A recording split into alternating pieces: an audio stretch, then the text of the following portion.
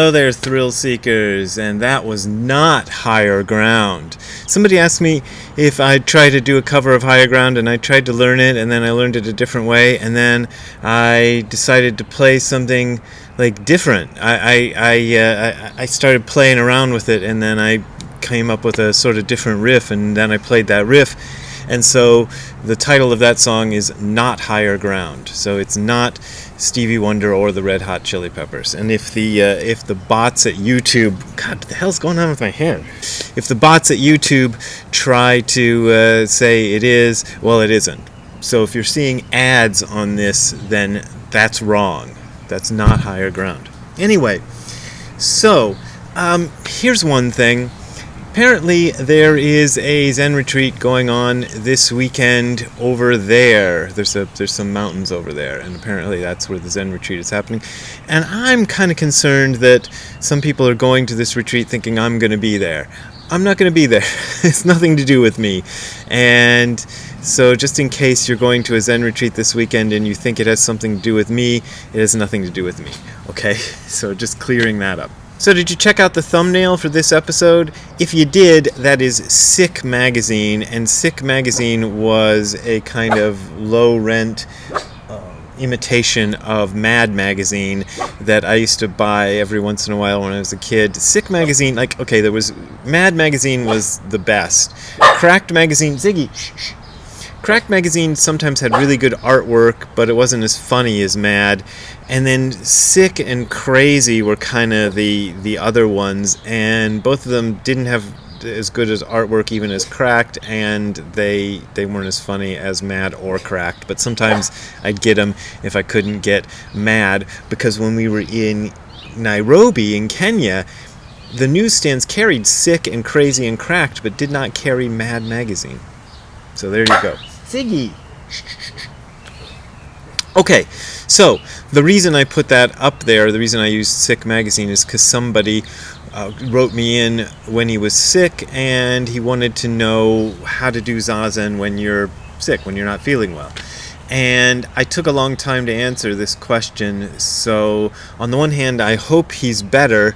On the other hand, if he's better, that means I missed I did bad and I didn't get the question answered in time, so I'm sorry. So I hope you feel better, but I'm sorry I didn't get to your question quicker. I've been moving and everything's been crazy.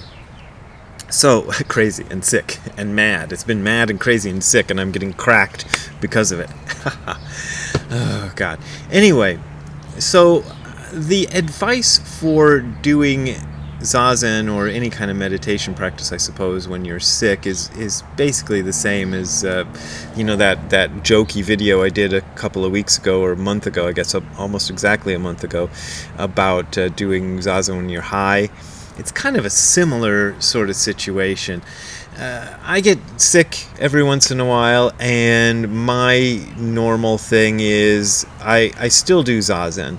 I probably do less. Especially if I'm, having a hard time. I don't go to a Zen center or Zen retreat when I'm not feeling well, because I don't want to get other people sick. But I still do it at home. And I did call off one retreat when I was just feeling not well enough to do it, and somebody else had to we piped in the lectures. We got a Skype link. This was like 7 years ago or something. We got a Skype link, and I did the lectures from home, which was not a very good way to do it, but that's how we did it. But I still do Zazen.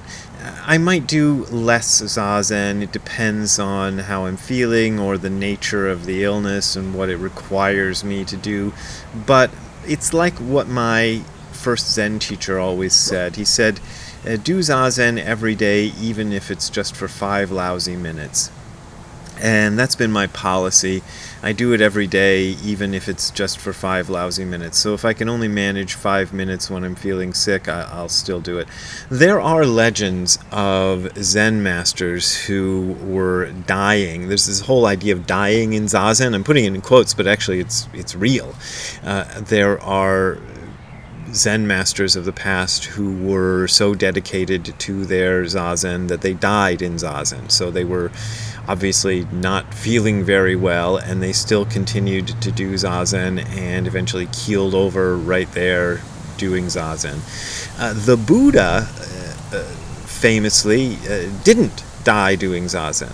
If you ever see those it's a lying Buddha, and people like to put them in their gardens and stuff. Well, the origin of the lying down Buddha, as far as I have heard, now I'm not an art historian, so maybe an art historian will correct me in the comments, but from what I've heard, the lying down Buddha that you see in statues, in fact I saw one at Ross Dress for Less, the stores, Ross, anyway, the discount clothing stores.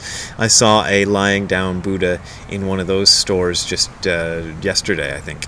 And so those are the Buddha being sick. He is on his deathbed. That's the origin of that pose. He's like this, but he's on his deathbed and he's about to die. So he was lying down when he died.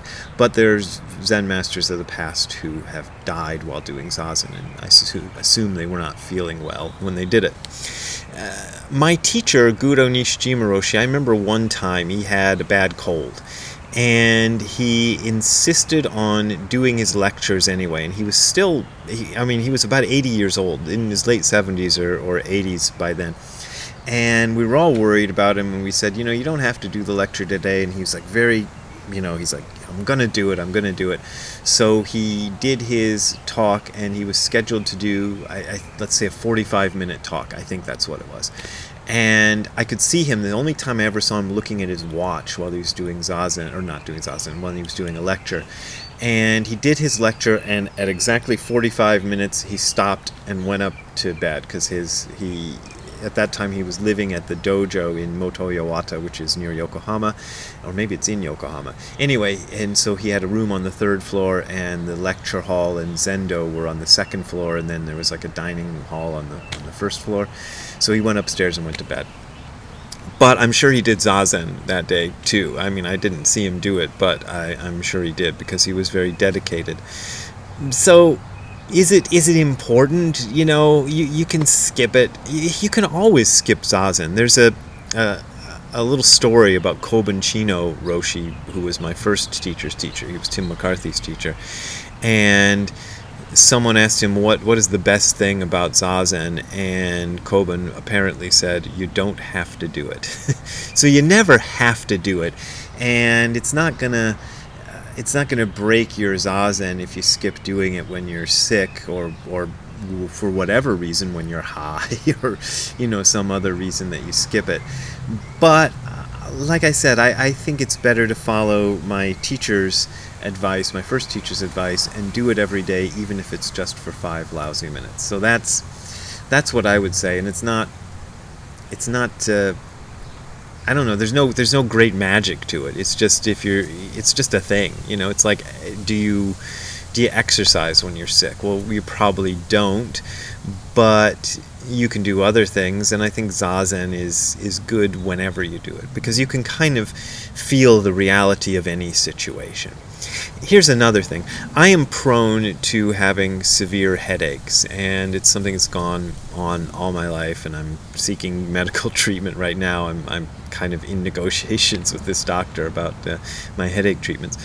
I usually, if I'm having a headache that's too awful, I will skip zazen. I've got some medicine now that takes care of it, and it usually takes about an hour to have effect.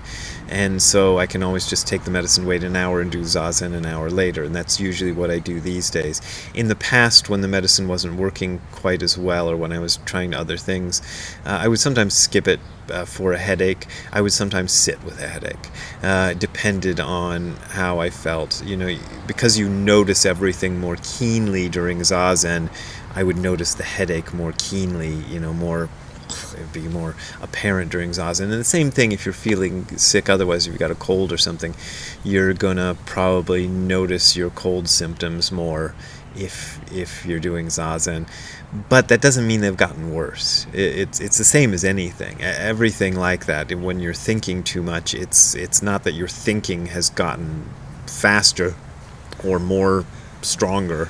I don't know. But it's just that you're noticing it more. And Zazen makes you kind of notice things. So there you go. That's my advice for Zazen when you're sick. I hope it was helpful, and I hope whoever wrote that question is feeling better now. So get well soon, or be well now. There's my bass in the background. I meant to put it so you could see it, but I failed miserably. I'm sat right in front of it. So I'm gonna have to work on that.